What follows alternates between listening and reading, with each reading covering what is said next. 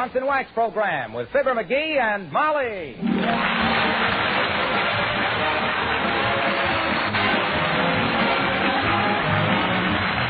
The makers of Johnson's Wax products for home and industry present Fibber, McGee, and Molly, written by Don Quinn and Phil Leslie, with music by the King's Men and Billy Mills Orchestra.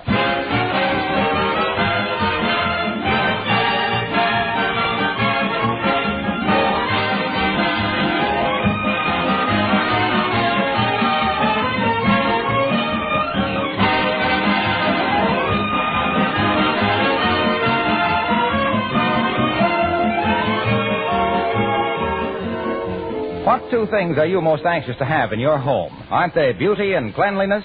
Well, think for a moment how easily and inexpensively you can have both beauty and cleanliness just with an occasional application of genuine Johnson's Wax to your floors, furniture, and woodwork. A rich, mellow, polished wax surface is a thing of beauty in itself. The wax brings out the grain and beauty of the wood. It adds a soft luster to leather, linoleum, and metal surfaces. And, of course, this tough wax film protects these surfaces against wear, dirt, and moisture. Dust and dirt do not adhere readily to a wax-polished surface. So cleaning is not only easier, but a waxed home is actually cleaner and more sanitary. Johnson's Wax is of the very finest quality and long-wearing. The cost is really very little. So why not practice protective housekeeping in your home with genuine Johnson's Wax? Dealers everywhere carry it.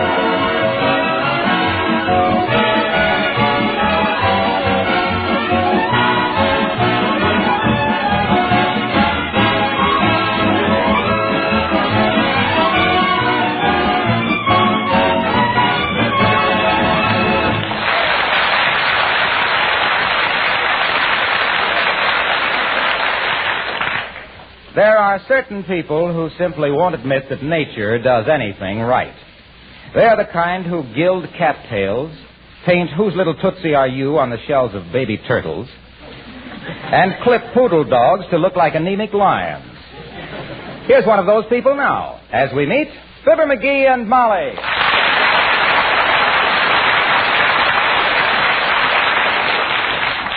Hey, Fred, how much you charge me to paint this Christmas tree white? Why do you want it white, McGee? What do you mean, why do I want it white? You got 100 trees in this lot you've painted white. Yeah, and I think they're horrible. But some people like them that way. Never mind the artistic comment, Fred. How much? $10. $10? To spray a little white paint on this half-pint tree? Who do you think you are, Rembrandt? Looky here. Maybe you didn't understand, Fritz. I want this tree painted white, not gold-plated. $10. You're a pirate, and I'll bet you've made $200 already today. You're a cheapskate, and I've made $340. You're a robber, and you want to sell a half interest in this joint? You're a stoop, and I wouldn't sell my own mother a half interest. You're a low-down no-good.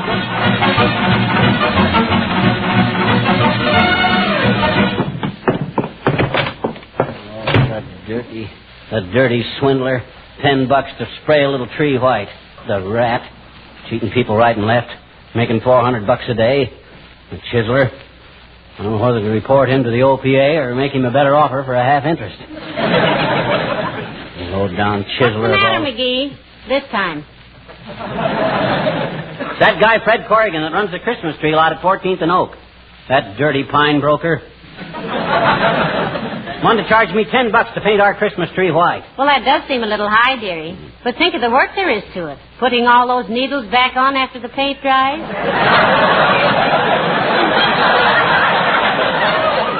They don't take the needles off. They just spray the trees. Whoosh, whoosh, whoosh. That's all there is to it. Well, if wishing will make it so, why don't you do it yourself? If it's a $10 job, I can't afford to pay myself that much. Besides, I haven't got a paint spray, so... Hey, haven't we got a paint spray attachment on the vacuum cleaner? Oh, dear. Oh, my gosh, I can have that tree painted white before you can say, don't it look awful? Now, McGee, please, I realize we need the house painted, but not on the inside.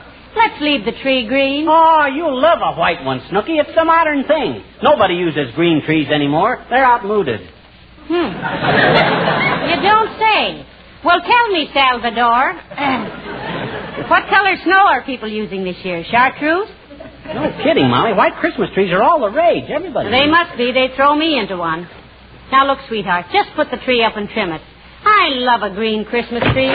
Don't you, Alice? Don't I what, Mrs. McGee? Look, Molly, I'll put it up to Alice fair and square and let her give an opinion. Here's the proposition, kid. If you were going to have a Christmas tree, which would you rather have? A dusty, drab, dirty old green one or a bright, snappy, glistening white one? Which, Alice? Mistletoe. Mistletoe. What an answer. Well, jeepers, don't you like to hang up a little bouquet of mistletoe, Mr. McGee? Oh, he's too shy, Alice. I am not shy. What good is mistletoe? Catch somebody under it, and it's either somebody you can kiss anyway, like your wife, or you get a slap in the chops before you can point up to it. Mistletoe, bah. That's just poison ivy with berries. Well, we'll put some up, Alice, and you'll see who manages to spend most of his time loitering around beneath it. Yeah. But honestly now, dear, do you like a white Christmas tree? Well, I like them all, Mrs. McGee. I don't care if they're purple.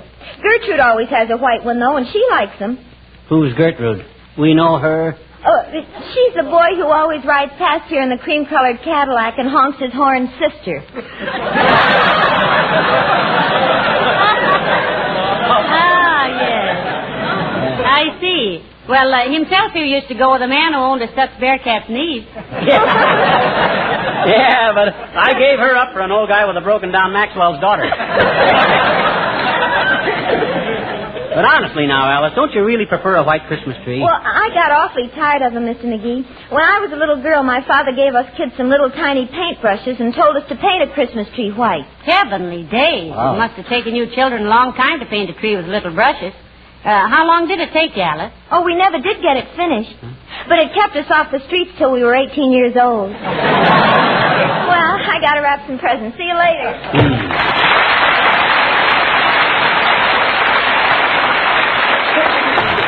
Bright kid. How all that lovely golden hair can grow out of that solid bone, I'll never know.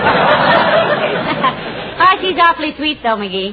There isn't a mean thought in Alice's head. No, nor any other kind. Well, this ain't getting my tree sprayed. Where'd you leave the tree, dearie? Out in front. I can attach the vacuum cleaner cord from the porch light. Now, let me see if I get the porch... Come in. Oh, hello there, Dr. Gamble. Hello, Molly. How are you today, pantry paunch? Fine, Jumbo, fine. You out spreading a little Christmas cheer, telling your patients you're going to retire? Oh. He's not going to retire for years yet, are you, Doctor? My dear, I will retire on that far distant day when I can write a personal check for $400 and not have the hired help at the Fourth National Bank burst into hysterical laughter. Why, go on, you old miser. You got that much buried under a loose brick in the fireplace right now. Trouble with you is you got more affection for $1 than my wife has for a pound of butter. And that's the love match of the year, Fatso. You have no right to say that, though, McGee. Dr. Gamble does more private charity work than anybody in town. Certainly. I'm a very noble character. When I walk down the street, flowers spring into bloom. Oh. Birds burst into song, and taxi cabs honk twice before they try to kill me. Well, I got to run along now. This is my busy season, you know. I suppose the children keep you pretty busy around Christmas time, Doctor, huh? No, it's the so-called grown-ups, my dear. Huh? This is the silly season, when 200-pound men start climbing 49-cent stepladders to wire dime store angels to the tops of $3 Christmas trees and wind up in a $500 plastic hat. Penny-wise and compound fracture foolish. Don't you want to stick around and watch me trim our Christmas tree, Doc? I'm painting it white. Well, you don't have to do that, skipwit. Huh? When I put my gift for you under it, it'll turn white.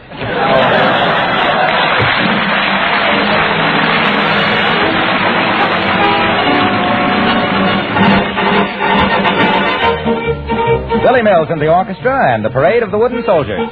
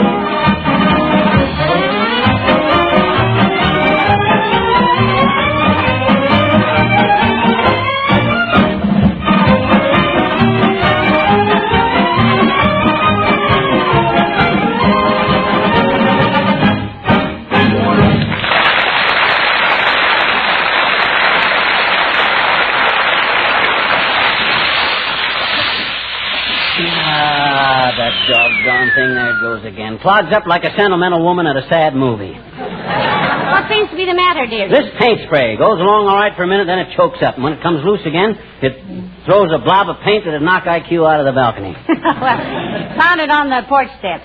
And maybe that'll loosen it up. Okay, I will. There, now try it. Okay. Ah! Oh, heavenly days, McGee, you almost hit me with that. I'm sorry, kiddo. I didn't know it was loaded. Well, here we go. There, now Dad ratted had done it again. Clogged up. Well, hurry up and get the job finished, McGee. It's colder than a lineman's lunch out here. Well, you go on in the house if you want. I can handle this all right. No, I've got to stay out here and tell people who you are. Huh? You get a little more of that white paint on you, and they'll think you're a badly constructed snowman. Okay. Ah, that does it. Now, I'll have this tree sprayed before you can Watch say... your aim, dearie. Huh? No, you better shut it off. Here comes Mrs. Carstairs. Oh. Hello there, Mrs. Carstairs. Won't you come in the house and have a slug of tea? No, thank you, my dear. I'm just out walking my Pekingese and must hurry along. What Pekingese, Carsty? I don't see him. Oh, it was too cold for him to come along, Mr. McGee.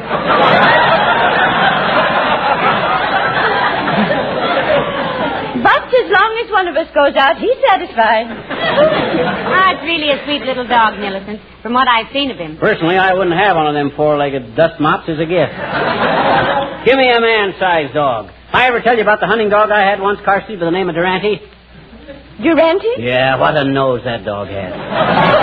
Never forget one time we were walking through the woods. Me and my dog, pipe over my shoulder, gun in my mouth. What was that again?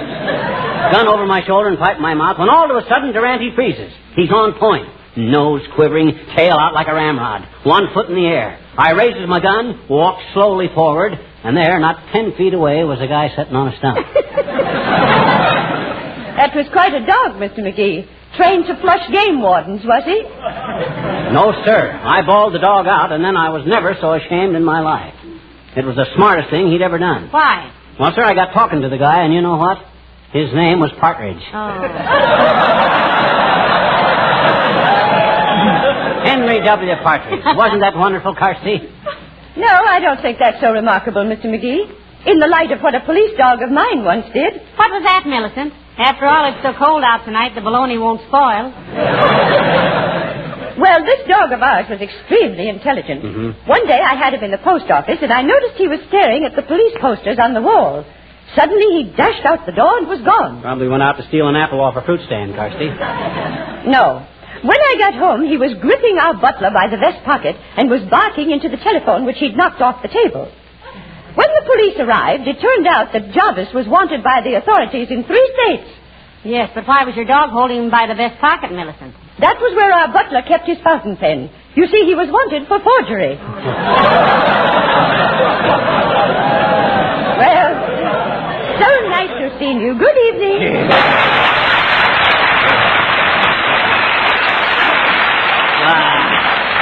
Who does she think she's kidding? I don't believe a word of that stuff. I'll bet she made that whole thing up. Well, never mind her, dearie. Get busy with that paint before it freezes solid, will you? Oh, gee, it might at that. Well, back to work. There she blows.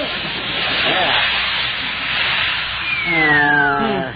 Stopped up again, McGee? Yeah, the doggone thing. I only got about a third of this tree sprayed, too. Maybe if... Hey. What?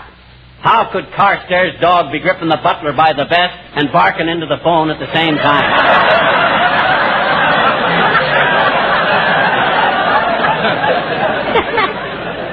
Why, she didn't say he was gripping the butler with his teeth, dearie. Huh? You know, after all, a dog as smart as that could hold him down with one hind paw, dial the police station with the other, and use his front feet to take fingerprints.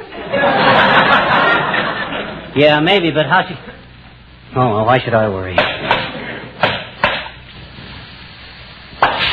That's better yet. You're getting more paint on yourself than you are on the tree, McGee. Well, the wind keeps changing. They ought to make these paint sprays with a weather vane on them. Why, George, if...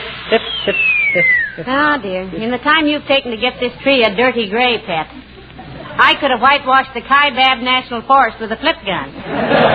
Well, doggone it, I don't see... Hello, folks. What's going on Hello, here? Mr. Wilcox. Hi, Junior. Pull up a front step and give yourself a three-point landing. You want your Christmas tree painted white, Mr. Wilcox? Trot home and get it. Yeah, I won't be out here very long, Junie, as soon as I adjust the nozzle on this... Hey, wait a minute, Mac. Do you mean to stand there like a front man for painter's colic and tell me you're actually going to ruin that pretty little tree with white paint? Ruining that refugee from the forest primeval? Despoiling a magnificent evergreen? Ah, skip the dramatics, Junior. We know you memorized Evangeline in high school. And you played the heavy in the Chautauqua Company of Rebecca of Sunnybrook Farm, too, didn't you, Mr. Wilcox? The juvenile lead, if you please. I also had 3 seasons of Shakespeare. A likely story. When you play Shakespeare, son, that's when Othello needs a friend. Everyone in Omaha, I'll have you know, said I was another Barrymore. Why, when I came out in my tights and said, "Oh, what a rogue and peasant slave am I." You can say that again. Now, hush, McGee. I love Shakespeare. Go on, Mr. Wilcox. Is it not monstrous that this player here, seeing a lady forced to menial task and seeing such drudgery, would not then dispense a thing called Johnson's glow coat? Forsooth, a goodly fluid, which spread upon the scullery linoleum would thus eliminate the scrub.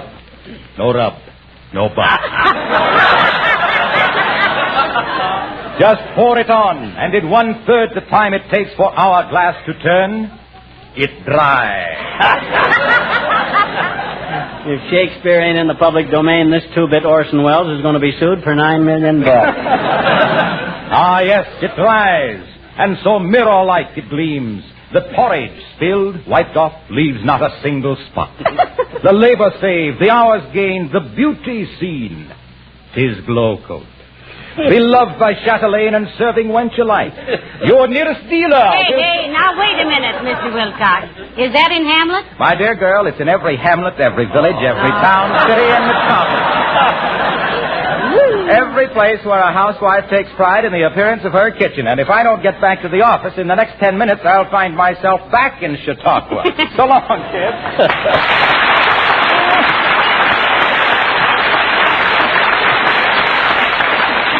There goes the biggest ham I've seen since Blue Boy went to the state fair. He better be careful or he'll wind up on a platter with an apple in his mouth. Now, but this ain't getting my tree sprayed. Well, hurry up. You almost got it done now. Yeah. Let's see. I get it all loosened up good. Ah! There she goes. Ah, this is the best it's been yet. Yeah. Look how white the tree is getting, Molly. There's one question I'd like to ask you, McGee. Are you sure Don't bother me now, kiddo. I'm doing too good. Hot dog. Ain't that getting beautiful? I finally got this spray gun working perfect. I know, but look, McGee, I've been wanting to ask you if... Waiter, Tootsie, waiter. I'm just about finished now. Just up there a little bit. Ah. Oh, gee, I'm through. All done. And believe me, that's the whitest white Christmas tree you'll ever see. Now, won't you admit this is a mighty pretty effect, baby? Yes, if you like that sort of thing. Mm-hmm. Well, I'll go and make some hot coffee, dearie. Okay. McGee, Huh?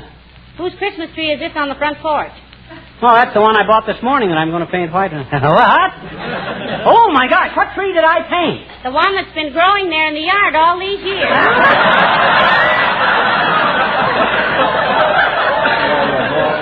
Bring in the vacuum cleaner when you come.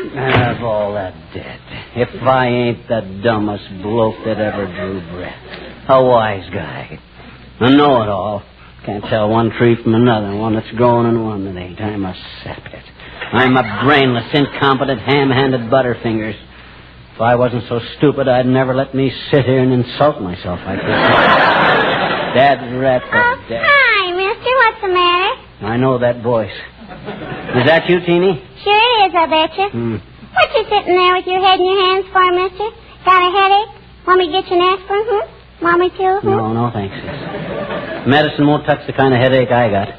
I just busted my ego in 4 places. Gee, I'm sorry, mister. Yeah. Oh, boy. Who did that? Huh? Who did what? Who painted that tree white? Gee, is that ever beautiful? Yeah, but that ain't the one And it's growing right there in your yard. Yeah, you see, I got a little confused. And I Oh, thought Mr. McGee, you're wonderful. Huh? I am? You're the nicest man in town, I bet you. You put your Christmas tree right out in the front yard where everybody can share it with you, didn't you? Well, I didn't exactly... See, all the kids in the neighborhood are going to love you for this, mister. Boy, I can hardly wait till you get it all lighted up. You can't, eh? Hmm? I said you can't, eh? Can't what? You can't wait till I get it all lighted up. Gee, neither can I. And you know what, mister? What? When it's growing in the ground like that, it can't wobble and fall over either. Our Christmas tree at home is always wobbly. Yeah, lots of people make that mistake, sis. They don't stop to think if they were a tree and got all lit up and then came into a warm room, they'd wobble a little too.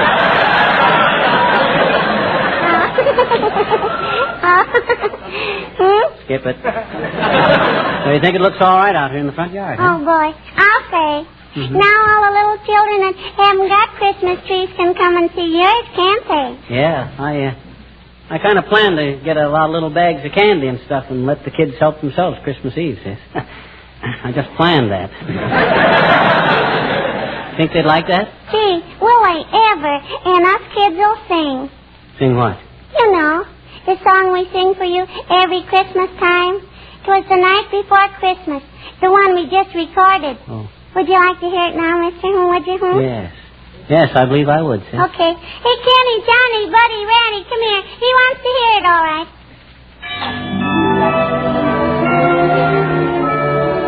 A wonderful bunch of kids going around the neighborhood with a 30-piece orchestra.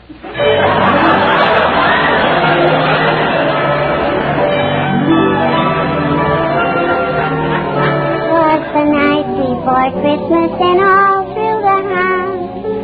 Not a creature was stirring, not even a mouse. The stockings were hung by the chimney with care, in hope that St. Nicholas soon would be there. The children were nestled all warm in their wee little beds, while visions of sugar plums danced in their wee little heads. Mama in her kerchief and I in my cap had just settled down for a long winter's night.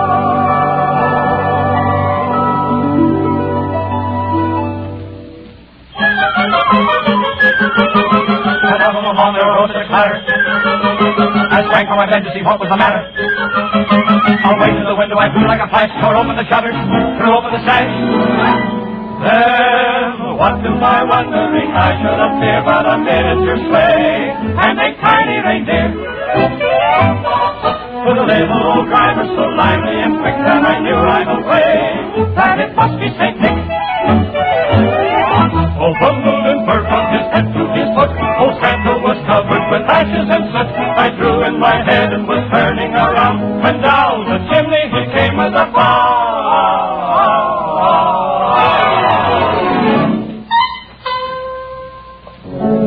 His eyes, how they twinkle. His dimples, how merry. His cheeks were like roses. His nose like a cherry.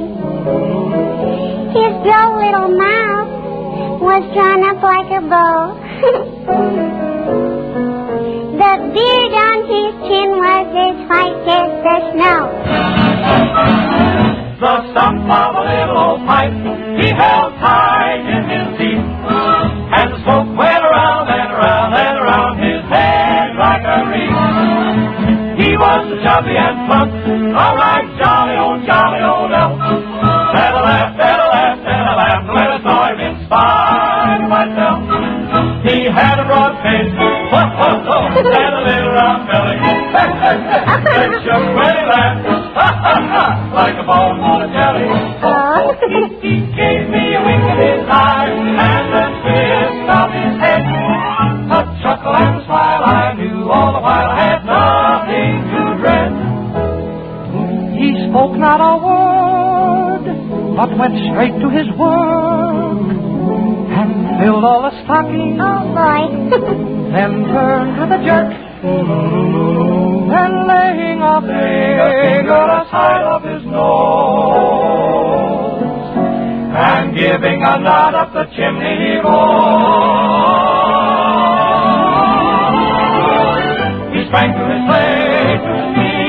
a whistle, and away they all flew like the down of a thistle. But I heard him exclaim as he drove out of sight, Merry Christmas to all, and to all, good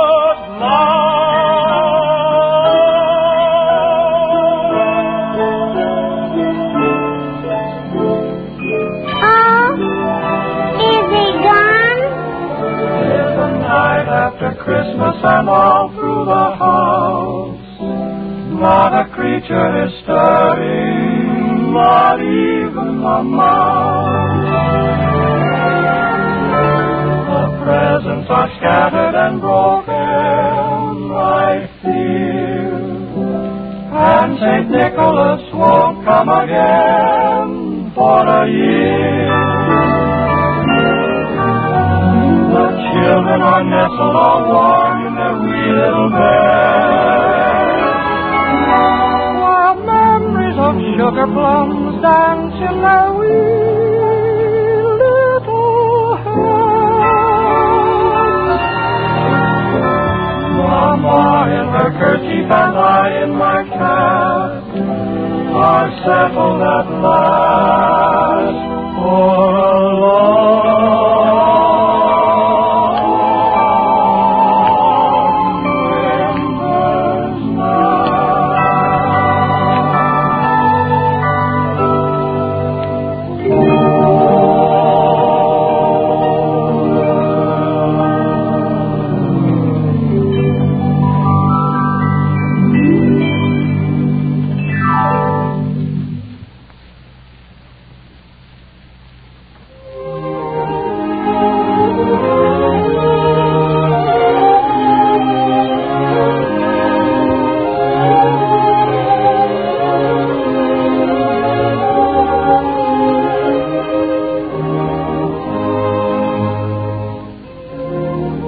This is the National Broadcasting Company.